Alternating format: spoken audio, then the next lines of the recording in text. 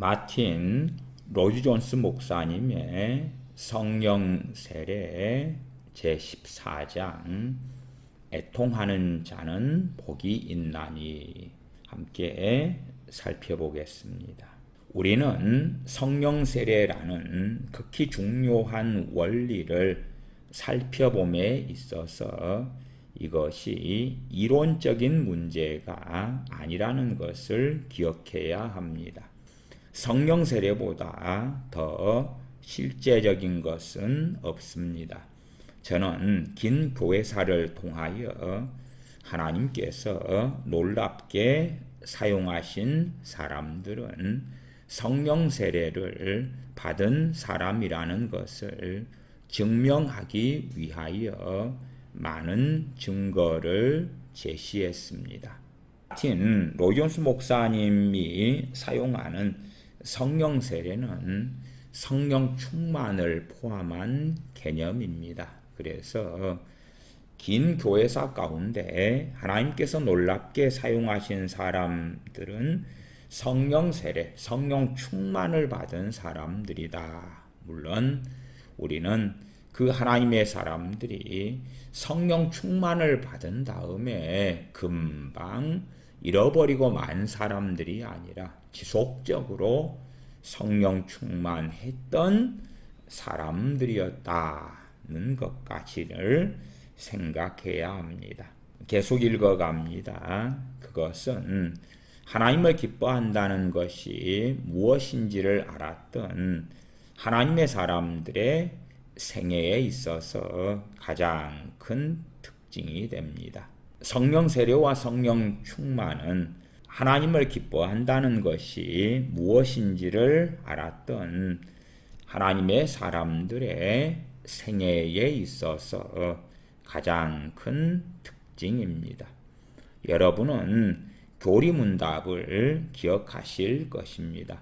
사람의 궁극적인 목적은 무엇입니까? 그 대답은 이렇습니다. 사람의 궁극적인 목적은 하나님을 영광스럽게 하고 영원토록 하나님을 즐거워하는 것입니다. 이러한 축복을 가장 잘 알았던 사람들은 거듭난 후에도 계속하여 성령 충만이 일어났다는 증거를 보인 사람들입니다. 그러므로 성령 세례와 성령 충만보다 더 긴급한 것은 없습니다. 이것은 의심할 바도 없이 오늘날의 교회에 있어서 가장 필요한 것입니다. 우리는 신약 성경에서 우리가 볼 수 있는 그리스도인들의 모습과 비교해서 우리들 자신을 판단해야 합니다. 오늘날 뚜렷하게 우리의 밑에 있거나 비교할 가치가 없는 사람들과 우리들의 신앙생활을 비교해서는 안 되는 것입니다. 우리는 그리스도인들로서 우리가 정통적인 신앙을 가지고 있다고 확신하는 것만으로는 충분하지 않습니다. 물론 우리는 정통적인 신앙을 가지고 있어야 합니다. 그러나 여러분과 내가 해야 할 것은 신약 성경의 기준에 근거하여 우리들 자신을 살펴보는 것입니다. 우리는 과연 말할 수 없는 영광스러운 즐거움으로 우리 주 예수 그리스도를 기뻐하고 있습니까? 우리는 그렇게 되어야만 합니다. 사탄이 그리스도인들로 하여금 성령 세례와 성령 충만을 받지 못하도록 막는 것보다 더 원하는 것은 없다는 것을 기억하십시다. 형식적인 그리스도인들은 사탄을 근심케 하지 못합니다. 형식적인 그리스도인들은 사탄의 왕국에 해를 끼치지 않기 때문입니다. 그러나 그리스도인들이 성령님으로 충만해지면 그는 사탄에게 위협적인 존재가 됩니다. 저는 다음과 같은 질문을 여러분들에게 하겠습니다. 성령 세례와 성령 충만은 어떻게 사람들에게 임합니까? 그 하나는 그리스도인들이 기도하는 중에 일어납니다. 그는 홀로 기도할 수도 있고 기도회에 참석할 수도 있습니다. 아마도 이것은 성령 세례와 성령 충만의 축복이 임하는 가장 빈번한 방법일 것입니다. 그러나 제가 강조해야 할 한 가지 흥미있는 점은 이것은 항상 그리스도인들이 특별한 축복을 위하여 기도할 때에만 일어나지는 않는다는 것입니다. 사도행전 4장 23절에서 31절의 사건이 흥미있고 중요한 이유는 바로 이것입니다.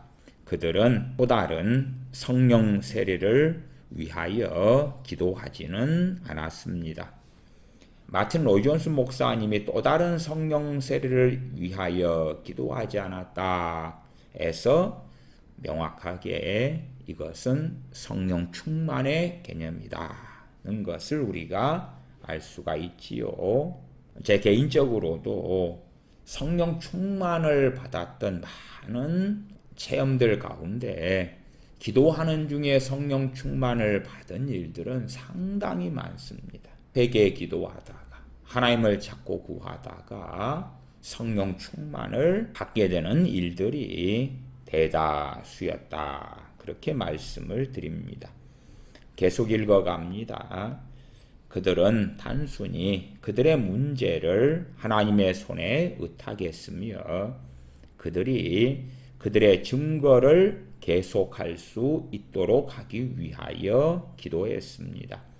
그런데 그들이 그것을 위하여 기도할 때에 하나님께서 그들에게 성령 충만의 축복을 내려주셨습니다. 또 다른 성령 세례와 성령 충만을 받는 아주 일반적인 방법은 성경을 읽는 도중에 이 축복이 갑자기 임하는 것입니다. 저 같은 경우도 1995년 2월 달에 성령 충만을 받았을 때는 성경을 읽는 중에 받았었습니다. 계속 읽어갑니다. 성령님은 성경의 저자이십니다.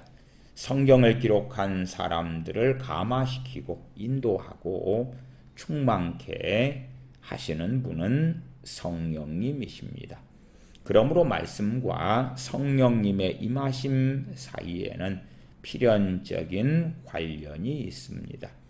그리스도인들이 전에 몇 번이고 읽었던 성경을 읽을 때에 때때로 성령 세례와 성령 충만의 놀라운 일이 일어납니다. 저는 수백 번씩이나 동일한 성경 구절을 읽었을 수 있습니다. 그러나 갑자기 그 성경 구절이 두드러지게 눈에 띄어서 큰 능력으로 직접적이며 즉각적으로 그에게 적용되는 것입니다. 그것은 그 사람이 구원의 방법이나 복음의 진리에 대하여 이미 알고 믿었던 것을 다시 한번 확인하였다는 것보다는 갑자기 한 구절이 마음에 박히어 직접적으로 말씀하는 것을 의미합니다. 그것은 마치 귀에 들리는 음성이 이것은 너를 위한 것이다 라고 말하는 것과 같습니다.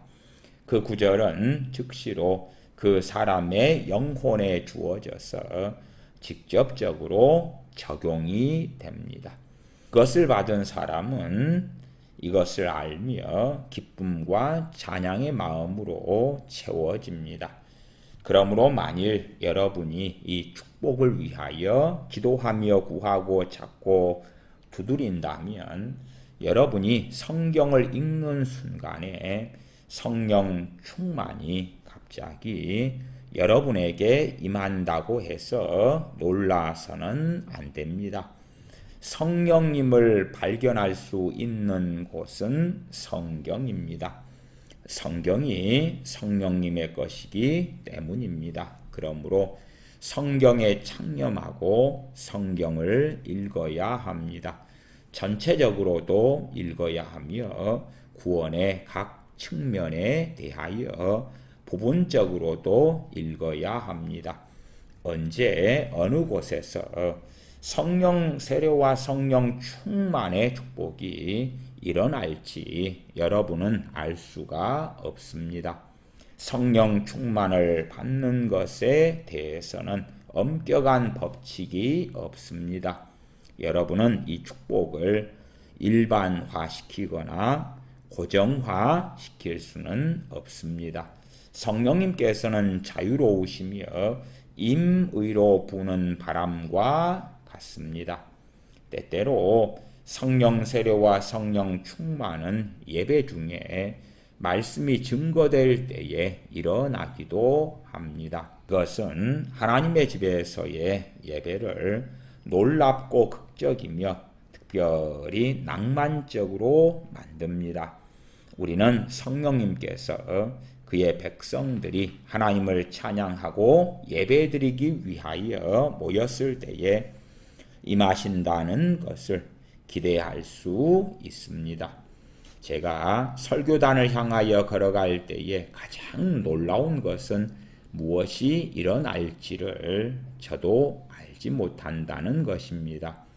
저는 두 가지 기대에 있어서 얼마나 자주 어긋나는지 모릅니다. 즉 제가 기대했던 것이 일어나지 않는 것이 그렇고 그보다 더 빈번히 저의 초라한 기대가 잘못된 것임이 밝혀지면서 즉시 하나님께서 우리를 돌보시고 축복하시는 것입니다. 과거에 하나님의 백성들이 모이고 성경 말씀이 가르쳐지고 들려질 때에 얼마나 자주 성령 세례와 성령 충만의 축복이 일어났는지 모릅니다. 그것은 성령님께서 임하시는 방법입니다. 이것에 대하여 다시 한번 확실히 해야 할 것은 그 설교가 성령님이나 성령 세례에 대한 것이어야만 할 필요가 없다는 것입니다. 많은 그리스도인 동료들이 지금 이것을 기억할 필요가 있습니다. 어떤 사람들은 성령 세례와 성령 충만을 받기 위해서는 성령님에 대해서만 설교해야 된다고 믿기 때문에 오직 성령님에 대해서만 말하고 설교할 위험성이 있습니다. 그러나 여러분이 사도행전을 읽는다면 여러분은 그렇지 않다는 사실을 아실 것입니다. 초대교회 설교자들은 주 예수 그리스도에 대하여 설교했습니다. 성령님께서 임하신 것은 그들이 주님에 대하여 설교할 때였습니다. 우리가 베드로 사도가 고넬료의 가정에 가서 주님에 대하여 증거할 때에 성령님께서 임하셨다는 것을 알지요. 계속 읽어갑니다. 주님께서는 그가 자기를 영화롭게 하지 않고 나를 영화롭게 하리라고 성령님에 대하여 말씀하셨습니다. 그러므로 여러분이 진정으로 성령 세례와 성령 충만의 축복을 원한다면 주 예수 그리스도께 집중해야 합니다. 하나님의 사람들이 성경을 가르치고 위대한 구원의 영광 속에서 주님에 대한 진리를 설명할 때에 성령님께서 임하셔서 그 증거되는 말씀에 축복하시고 사람들이 그 말씀을 들을 때에 그들에게 성령 세례와 충만을 베푸셨던 것입니다. 그렇게 기도 중에 말씀을 상고하는 중에 또한 말씀이 전파되어질 때에 성령 세례와 성령 충만이 매우 자주 발생했습니다마는 성령 세례와 성령 충만을 받는 방법은 거의 무한하다고 말씀을 드립니다. 또 다른 성령 충만을 받는 방법은 그리스도인들이 묵상을 하면서 이러한 것들과 영적인 생활, 교회의 상태 등을 생각하고 그 상태에 대하여 애통할 때에 성령 세례와 성령 충만을 경험합니다. 즉 성경을 읽거나 기도를 하거나 하지 않고 단순히 묵상을 하고 있을 때에 성령 세례와 성령 충만의 축복이 임하기도 하는 것입니다. 여러분이 하나님의 사람들의 전기를 읽을 때에 여러분은 성령 세례와 성령 충만이 계속하여 여러분에게 일어나는 것을 발견할 수 있을 것입니다. 제 개인적으로도 전기들 가운데 데이비드 브레이너드의 생애, 조지 뮬러의 일기, 찰스 피니의 자서전, 이러한 전기들을 읽는 가운데 성령 충만을 받은 일들이 있습니다. 계속 읽어갑니다. 그러나 오늘날 우리는 너무 바쁘고 너무 활동적이어서 생각하거나 묵상할 시간이 없기 때문에 성령 충만의 축복을 잊고 있습니다. 그들이 묵상할 때에 갑자기 한 성경 구절이 그들의 마음에 떠올랐습니다. 그들은 그 성경 구절에 대하여 생각하거나 기도하지 않았는데 갑자기 한 성경 구절이 그들의 마음에 떠올라 마음에 심겨져서 그들에게 그대로 적용이 된 것입니다. 그리하여 그들이 가장 기대하지 않았던 순간에 그들은 기쁨과 찬양과 감사의 영으로 채워졌던 것입니다.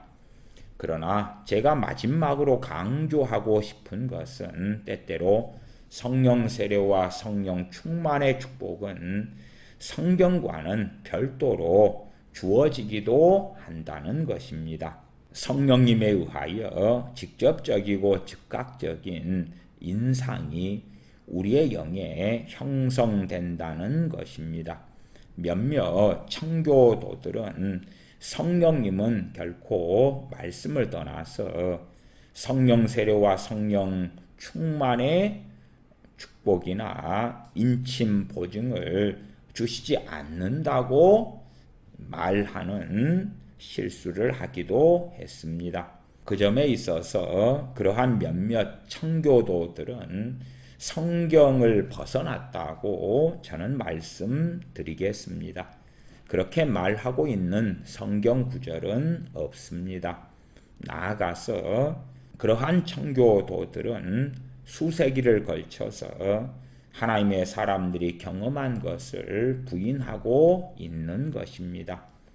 저는 몇몇 청교도들이 그렇게 성경을 넘어선 가르침과 주장을 한 이유를 알고 있습니다. 많은 청교도들은 그렇게 해야만 했습니다.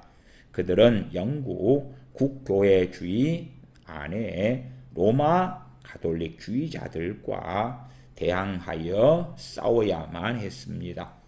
그러나 반면에 그들은 그 당시에 광적인 열광주의자들과도 싸워야 했습니다.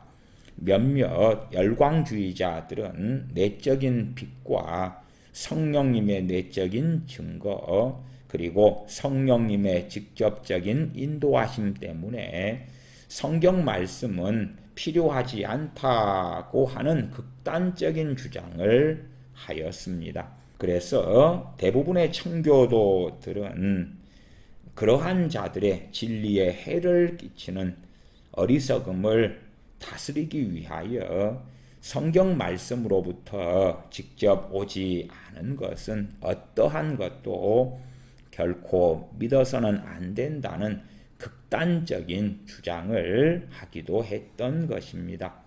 그러나 비록 그러한 이유가 있을지라도 그러한 일은 성경을 넘어선 것으로 명백히 잘못된 것입니다. 초대교회의 그리스도인들은 오늘날 우리가 가지고 있는 것과 같은 성경을 가지고 있지 않았습니다. 몇몇 사람은 구약 성경은 가지고 있었지만 신약 성경은 가지고 있지 않았던 것입니다. 그렇다면 어떻게 성령 세례와 성령 충만의 축복이 그들에게 임하였을런지요? 우리는 이 특별한 축복을 허락하시는 하나님의 방법의 결정에 있어서 하나님의 주권적인 역사를 제한하는 어리석음으로 들어가면 안 됩니다. 그러므로 저는 성령 세례와 성령 충만의 축복이 말씀과는 별도로 신자에게 직접적이며 즉각적으로 임할 수 있다고 말씀을 드립니다. 이것을 지지하기 위하여 저는 찰스 하돈 스펄전이 1861년 4월 28일 바로 이것에 대하여 설교한 것을 인용해 보겠습니다. 스펄전 목사는 충만한 확신이라는 주제로 설교했습니다. 그는 다음과 같이 증거합니다. 하나님은 성경 말씀이나 설교자가 없이도 우리의 마음에 말씀하실 수 있는 방법을 가지고 계십니다. 하나님의 말씀은 비와 같이 떨어질 수도 있고 부드러운 풀잎 위에 떨어진 작은 빗방울의 이슬처럼 사라질 수도 있습니다. 우리는 그것이 어떠한지 알지 못하지만 때때로 깊고 달콤한 정막이 있는 것입니다. 우리의 양심은 나는 그리스도의 피로 죄 씻음 받았다 라고 말하고 하나님의 영이신 성령님께서도 그것이 맞다 라고 말씀합니다. 그럴 때에 우리는 너무나 행복해서 우리의 기쁨을 말하고 싶어집니다.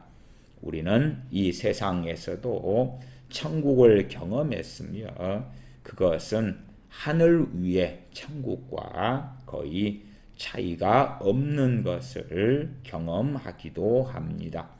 저는 진정으로 여러분 모두가 예외 없이 나는 너의 구원이다 라는 성령님을 통한 하나님의 말씀을 듣기를 원합니다.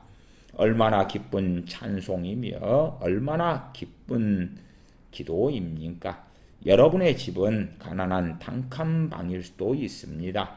식탁 위에는 식량이 없을 수도 있습니다.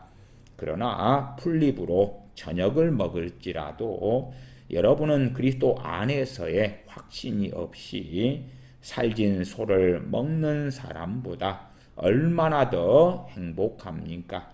여러분의 빈궁이 그리스도에 대한 믿음이 없는 사람의 부요함보다 더 좋은 것입니다. 여러분이 성령 충만을 받아 놀라운 확신 가운데 있을 때에 여러분이 당해야 할 모든 슬픔이 하나님에 대한 믿음과 하나님의 사랑으로 축복받지 못한 사람들이 가지고 있는 세상의 모든 기쁨보다 훨씬 더 놀라운 것이 됩니다. 저는 이렇게 말하고 싶습니다. 주님의 얼굴 빛을 내게 비추소서. 그리하시면 더 이상 저는 원할 것이 없겠습니다. 바로 이것입니다. 찰스 스펄전 목사는 핵심을 말하고 있었습니다. 말씀이 없어도 설교자가 없어도 성령님은 이슬과 같이 내려오시며 임하십니다. 참으로 스펄전은 이것을 승화시켜서 증거했습니다. 양심은 이렇게 말합니다. 저는 어린 양의 피로 죄 씻음 받은 것을 알고 있으며 성령님도 어김없이 그것이 맞다라고 말씀합니다. 바로 그것입니다. 그러므로 그러한 일은 말씀이 없이도 즉각적이고 또한 직접적으로 일어날 수가 있는 것입니다. 그리고 성령 세례와 성령 충만이 일어나는 몇 가지 방법이 또한 있습니다. 때로는 그리스도인들이 찬양할 때에 한 줄기의 빛이 그 사람을 놀래키고 사랑의 주님의 날개가 펼쳐져 그 사람을 감싸는 것을 경험하게 됩니다. 이것은 우리가 인도된 축복된 생활의 영광인 것입니다. 놀라운 일이 일어나지만 과연 성령 세례와 성령 충만이 언제 일어날는지는 우리가 알 수가 없습니다. 이제 성령 세례와 성령 충만이 언제 주어졌는가 하는 질문을 살펴보십시다. 우리는 언제 이 축복을 가장 잘 받을 수 있을까요? 저는 다양성을 다시 한번 강조하고 싶습니다. 왜냐하면 이 모든 것을 기계적으로 만든 가르침을 저는 슬퍼하기 때문입니다. 만일 여러분이 진실로 성경을 믿고 긴 교회사와 하나님의 사람들의 특별한 삶의 역사를 알고 계시다면 여러분은 성령 충만을 받는 방법, 성령 세례를 받는 방법 등에 대하여 획일적인 어떠한 교리화로 결코 가르칠 수는 없을 것입니다. 축복의 방법은 참으로 다양하며 하나님의 다루심도 참으로 다양합니다. 일정한 형태로 성령 세례를 받는 방법, 성령 충만을 받는 방법을 도식화할 수는 없습니다. 사이비 종파의 특성이 항상 그렇습니다. 이것을 하면 얻을 것입니다. 그러한 주장이지요. 이것은 성령님의 자유로운 역사가 아니기 때문에 저는 그러한 것에 대한 어리석음과 위험을 다시 한번 경고합니다.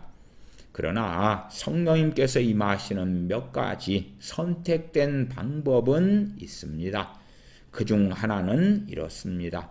만일 여러분이 죄와 여러분의 죄성으로 인하여 진정으로 슬퍼하고 있다면 성령 세례와 성령 충만의 축복이 가까이 왔어도 놀라지 말아야 합니다.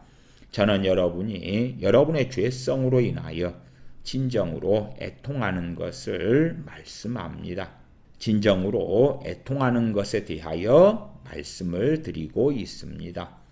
오늘날 사람들은 얼마나 자신의 죄성과 죄로 인하여 애통하고 있습니까?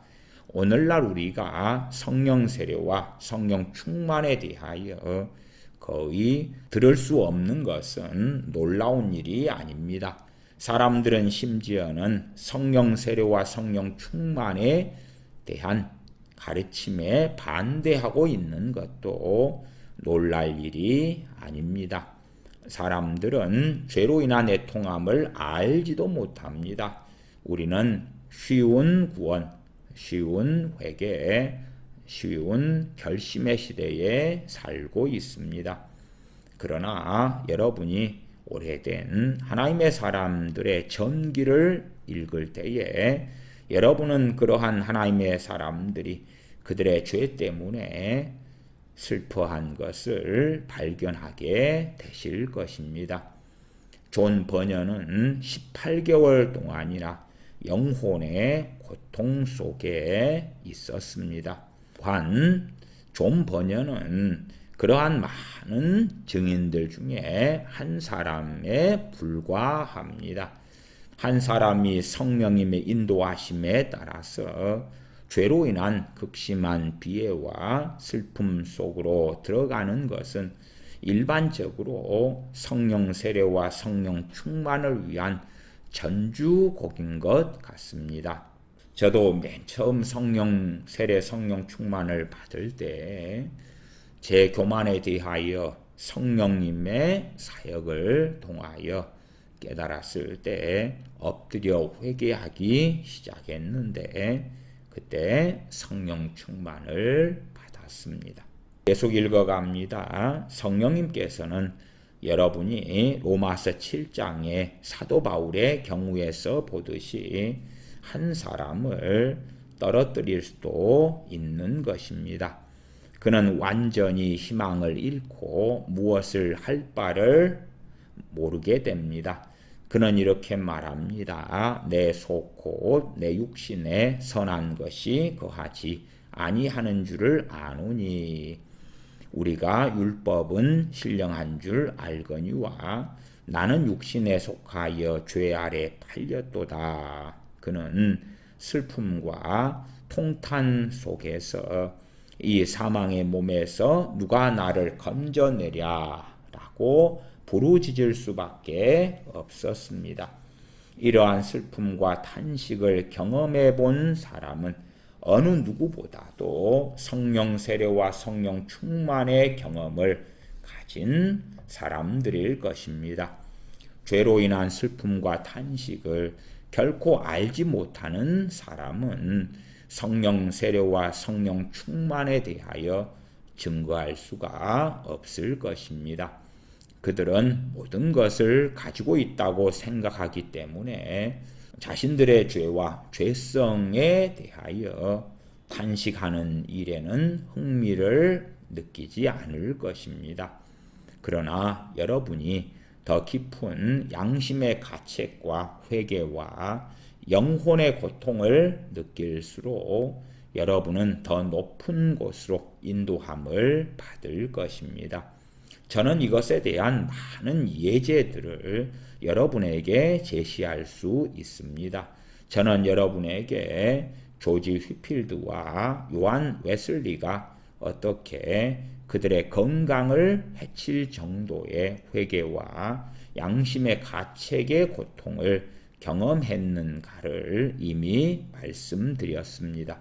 그 후에야 그들에게 놀라운 성령 세례와 성령 충만의 축복의 순간이 찾아왔습니다. 하나님의 영광을 높이기 위하여 어느 특정한 자기 부인의 단계로 인도함을 받는 사람도 역시 이 축복의 단계에 있는 것입니다. 우리가 이미 본 것처럼 성령님께서는 우리를 인도하십니다. 또한 이 성령 세례와 성령 충만의 축복이 임하는 또 다른 통로가 있는데 이것으로 인하여 우리는 하나님께 감사를 드립니다. 때때로 어떤 특별한 때에 유혹이나 사단과 싸웠던 사람들은 그것이 바로 성령 세례와 성령 충만을 받기 위한 전주곡이었음을 발견합니다. 그것은 혹심한 공격입니다. 사탄은 단순히 사람들을 유혹하는 것으로 끝나지 않습니다. 말하자면 그것은 사탄의 정기적인 일입니다. 그러나 사탄은 광야에서 주님을 시험했듯이 그리스도인들을 시험하고 맹렬히 공격할 때가 있습니다. 사탄은 강한 힘으로 공격하고 영혼에 돌진하여 그것을 추적합니다. 한 영혼이 이러한 사탄과의 투쟁과 시험의 기간을 통과하는 동안에 그 끝에서 이 구원의 능력을 지닌 성령 세례와 성령 충만의 축복이 기다리고 있는 경우가 때때로 발생합니다. 저는 여러분을 위로하기 위하여 이것을 말씀하고 있습니다. 만일 여러분이 그 어느 때보다도 사태가 악화되는 위치에 놓여 있고 여러분의 믿음을 위하여 싸워야만 한다고 느끼신다면 저는 여러분께 그 싸움을 계속하십시오 라고 말하겠습니다. 이 싸움을 계속할 때에 가장 기대하지 않았던 순간에 주님께서는 여러분을 위로하고 여러분에게 보상해 주시고 여러분의 마음을 기쁘게 해 주시기 위하여 성령님을 부어주실 것입니다. 저는 산기도 생활을 상당히 많이 했는데 산기도 생활을 하다가도 많은 날들은 평안하게 기도가 잘 되어졌습니다. 그러나 어떤 때는 상당한 원수 마귀의 공격을 받기도 했습니다. 그러한 경우들에 자신이 어떻게 반응하는가에 따라서 그 결과들이 달라졌던 것 같습니다. 보통 기도가 잘 될 때에 그렇게 기도하고 하산하고 특별한 일이 없었고 원수 마귀의 큰 짓눌림과 영적인 공격이 있는 가운데서의 기도 생활은 매우 힘들었습니다. 원수 마귀의 극심한 공격이 있을 때에 기도가 너무 어려워서 기도하려고 시도하다가 때로 30분, 때로 1시간, 2시간 견디다가 포기하고 하산하곤 했습니다. 그러나 때때로 그럼에도 불구하고 기도가 너무 고통스럽고 마귀의 짓눌림이 강렬하고 그래도 하나님 앞에 졸다가 엎드리다가 부르짖다가 다시 짓눌려서 졸다가 그렇게 해서도 새벽까지 견뎠을 때는 새벽에 성령 충만의 은혜가 주어졌던 일들을 저는 경험했습니다. 계속 읽어갑니다. 교회사에 있어서 가장 흥미있는 사실은 성령 세례와 성령 충만의 축복이 큰 시험과 함께 온다는 것입니다. 이것은 또한 병이나 사고 혹은 다른 종류의 질병과 관련이 있습니다. 스코틀랜드의 토마스 찰머스 박사의 전기를 읽은 사람들은 그가 10개월 동안이나 긴 세월을 병상에 누워 지낸 후에 이 축복을 받고 그의 사역이 완전히 변화된 것을 알게 것입니다. 저도 과거 세대에 하나님께 크게 쓰임받았던 여러 주의 종들의 일대기들을 잘 압니다.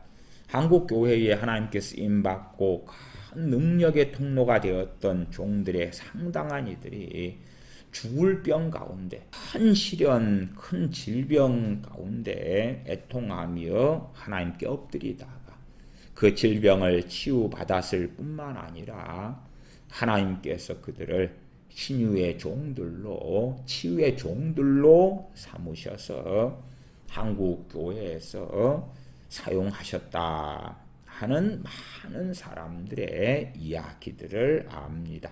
계속 읽어갑니다. 때때로 이 축복은 전쟁 혹은 다른 종류의 시련과 관련해서 발생했습니다. 여러분은 한 나라가 큰 시련에 직면하기에 앞서 부흥이 일어난다는 것을 발견할 것입니다. 한국에서는 그들이 1907년에 큰 시련을 겪기 전에 부흥을 주셨고 2차 세계대전 후에도 부흥이 일어났습니다. 콩고 자이레에서는 정치적 시련과 대혼란과 큰 시험을 통과하기 전에 놀라운 부흥이 있었습니다. 하나님께서는 그의 백성들에게 이 위로를 주시고 그들이 큰 시련을 견딜 수 있도록 하기 위하여 위기와 어려움의 때가 오기 전에 성령 충만의 특별한 축복을 그들을 위하여 행하십니다. 저는 사도행전 4장 23절에서 31절의 특별한 사건도 이것에 속한다고 믿습니다. 하나님께서는 은혜로우시기 때문에 시험에 대비하여 당신의 백성들을 준비시키십니다. 하나님께서는 어느 한 사람에게 특별한 임무를 수여하실 때에도 이 축복을 주시는 경우도 있습니다. 그 이유는 무엇일까요? 왜냐하면 하나님께서는 그들이 이 축복을 받지 않는다면 하나님의 부르시는 그 사역에 적합하지 않다는 것을 알고 계시기 때문입니다. 주님께서는 제자들에게 예루살렘에 머무르라 라고 말씀하셨습니다. 이것은 마치 다음과 같은 뜻입니다. 나는 너희에게 방법을 가르쳤고 너희는 그것을 알고 있다. 그러나 너희는 성령 세례와 성령 충만을 받기 전까지는 나의 증인이 될 수 없다. 그러므로 그때까지 기다리라. 여러분은 이것을 역사를 통해서 발견할 수 있습니다. 하나님께서는 꼭 사람을 사용하시기 원하실 때에 그를 준비시키시고 그 과정으로 통과시킨 후에야 그에게 이 권세와 능력과 확신을 주십니다. 그런 후에야 그 사람은 하나님께서 그를 불러서 그에게 맡기신 사명을 감당할 수 있고 수행할 수 있게 되는 것입니다. 이것은 설교자에게만 적용되는 것이 아닙니다. 이 과업은 그와 같은 사역의 모든 시간을 바치지 않은 많은 하나님의 백성들에게도 부과됩니다. 그러나 하나님께서는 어떤 사람에게 특별한 사역을 계획하실 때에 그를 준비시킨 후에야 이 능력을 부어주십니다. 여러분도 또한 그것을 기대할 수 있습니다.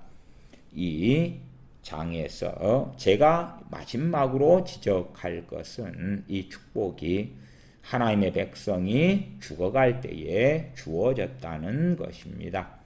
요한 웨슬리는 우리 백성들은 평안히 죽습니다 라고 자랑했습니다. 참으로 이것은 하나님과 그리스도의 진리를 증거하고 있습니다. 때때로 사람들은 영원한 영광에 들어가기 전에 이 인치심과 성령 충만의 축복을 받았던 것입니다. 19세기에 미국에는 에드워즈 페이슨이라는 이름의 유명한 설교자가 있었습니다. 그런 임종이 가까웠을 때에 성령 충만의 축복을 받았습니다.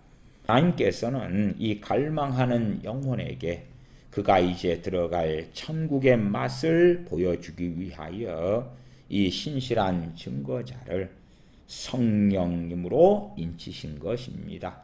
성령 충만의 축복이 임하는 방법은 거의 끝이 없습니다.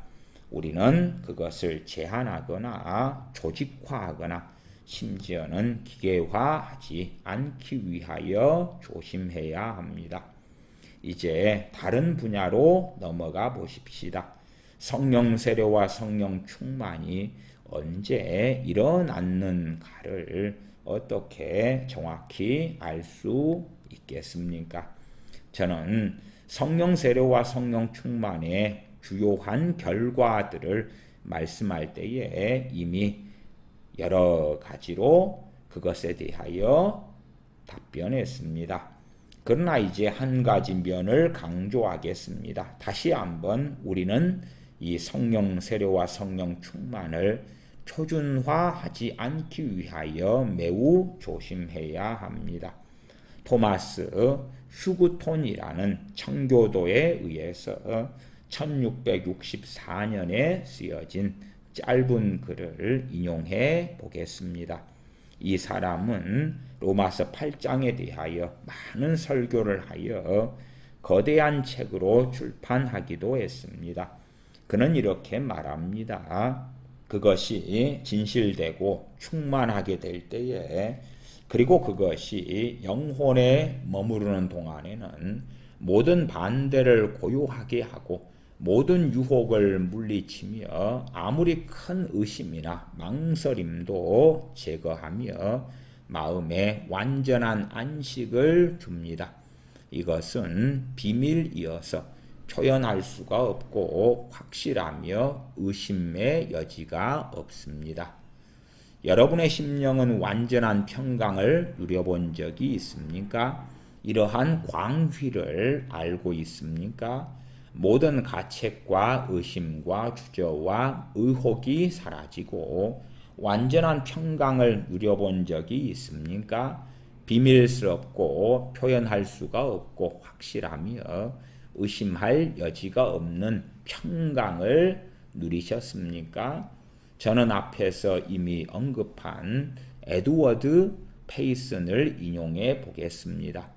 이 성령 충만의 축복은 그의 임종시에 그에게 임했습니다. 그 당시에 사람들은 병든 사람이나 죽어가는 사람을 방문했을 때에 그들이 죽어간다는 사실을 숨기지 아니하고 그 사람들의 영혼에 대하여 말했습니다.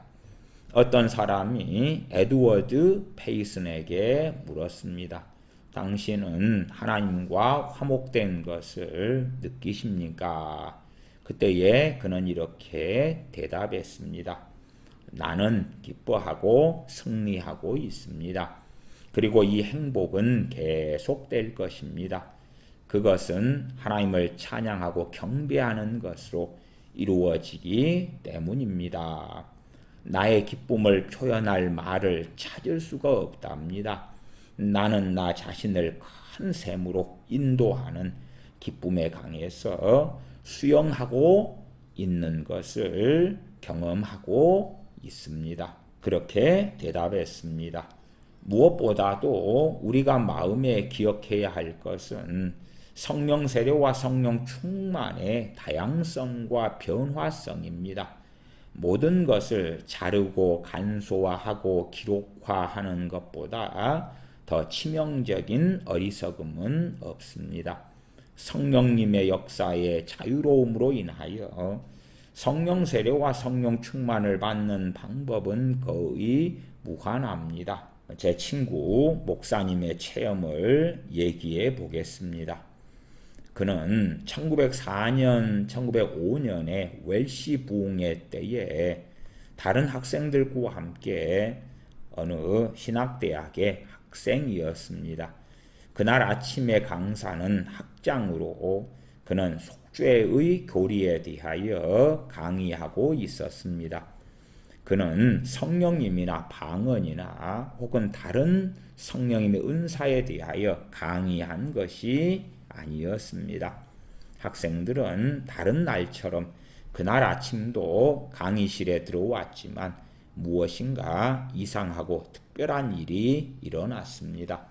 저의 친구는 그 강의가 10시경에 시작된 것은 기억하고 있지만 그 다음에 그가 기억하는 것은 오후 1시가 되기 바로 전에 그 자신이 구석에서 무릎을 꿇고 있었던 것이었다고 제게 말했습니다.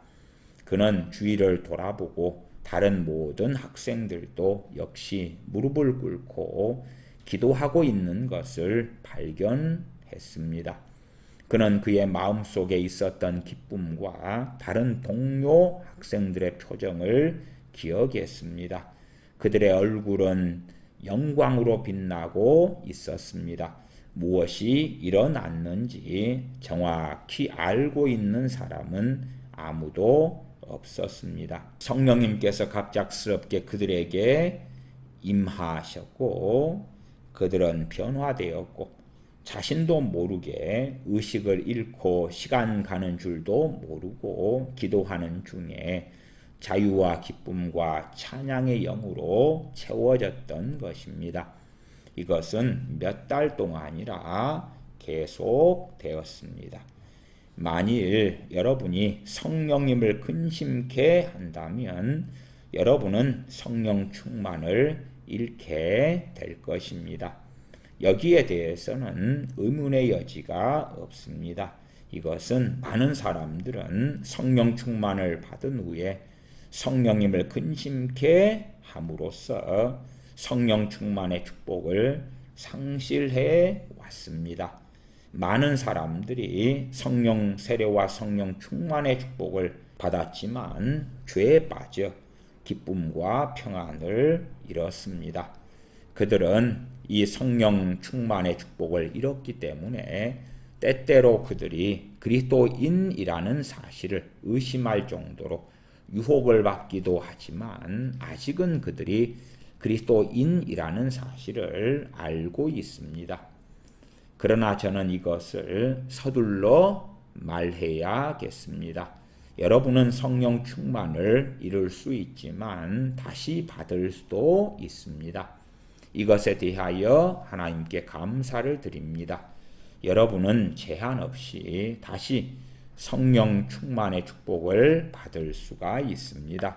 그것은 여러 번 계속될 수 있습니다. 사도행전 4장에서 우리가 읽을 수 있는 사람들은 사도행전 2장에서의 사람들과 같은 사람들입니다. 그들은 오순절 날에 성령님으로 채워졌지만 다른 때에도 역시 채워졌습니다. 이것은 같은 사람에게 여러 번 일어날 수 있는 것입니다. 그러므로 이것을 단 한 번 일어나는 사건이라고 말하는 것은 잘못입니다. 그것은 반복될 수 있습니다. 만일 여러분이 조지 휘필드의 글을 읽는다면 여러분은 성령 충만의 축복이 조지 휘필드에게 여러 번 일어났다는 것을 발견하실 것입니다. 조지 휘필드는 항상 높은 영적 수준에서 살았지만 천국으로 변화되는 순간들이 있었습니다. 그는 그곳에 머무르지 않고 다시 돌아왔지만 또다시 그곳으로 인도함을 받았던 것입니다. 이것은 다른 많은 사람들의 경우에 있어서도 마찬가지입니다. 만일 여러분이 18세기에 웨일즈 지방에서 일어난 감리 교도들의 부흥에 대하여 알고 있다면 1735년에서 1750년까지의 놀랍고 떨리는 순간이 지난 후에 1751년에서 1762년까지 위대한 설교가인 다니엘 로울란드의 사역 밑에서조차 메마른 시기가 있었다는 것을 아실 것입니다. 다니엘 로울란드는 위대한 설교가였고 계속해서 큰 권위와 능력으로 설교했습니다마는 그의 1751년에서 1762년까지에는 자유나 풍성함이 없었습니다. 그러나 1762년 말에 이 성령 충만의 축복은 기쁨과 찬양의 영과 함께 다시 찾아와 1791년에 다니엘 로울란드가 죽을 때까지 약간의 공백기와 함께 계속되었습니다. 그런데 주목해야 할 것은 다니엘 로울란드의 죽음의 소식은 또 다른 성령님의 흘러넘침과 부흥의 시기로 인도했다는 것입니다. 여러분이 이 축복을 잃었다고 해서 영원히 그것을 잃은 것이라고 생각해서는 안 됩니다. 만일 여러분이 진정으로 성령 충만을 구하기만 한다면 이 성령 충만의 축복은 여러분에게 반복될 수 있습니다. 몇몇 훌륭한 찬송을 쓴 필립 도드리지 목사는 성령 세례와 성령 충만의 진리에 대하여 이렇게 말합니다. 나는 이것을 상세히 설명하는 것이 필요하다고 생각합니다. 그 이유는 사탄은 때때로 이 성령 세례와 충만의 특별한 경험의 중단으로 인하여 모든 사람을 의심케 하고 그 영혼의 격동을 일으키기 위하여 기회를 타기 때문입니다. 성령 충만이 사라진다고 해도 여러분이 그리스도인이 아니라고 생각한다거나 사탄으로 하여금 여러분에게 기회를 타도록 허락해서는 안 됩니다. 성령 세례와 성령 충만의 이 모든 것은 성령 세례와 성령 충만의 축복이 임할 수 있는 방법들 중에 일부입니다. 여러분이 그것을 기대할 수 있는 시기와 그 성격과 그 요소는 그와 관련하여 다양합니다. 그러나 이 모든 것은 주 예수 그리스도의 권세 안에 속해 있습니다. 여러분은 그것을 취할 수가 없으며 오직 은혜로 받는 것입니다. 우리는 오직 그의 얼굴을 구하고 그의 앞에서 기뻐하고 그의 영광을 구하고 우리에게 약속된 모든 약속을 우리에게 인쳐주시고 이 축복된 세례를 우리에게 허락해 달라고 나아갈 수 있을 뿐입니다. 그리하여 특별히 오늘날과 같이 악한 시대에 우리에게 능력과 권세와 확신을 채우셔서 우리의 말이 하나님의 말씀으로 전파되고 많은 사람들이 그것을 듣고 겸손히 나와 구원을 구하고 예수님께서 우리 가운데 계시다는 이 축복된 확신을 가질 수 있도록 하기 위하여 오직 간구하는 것입니다.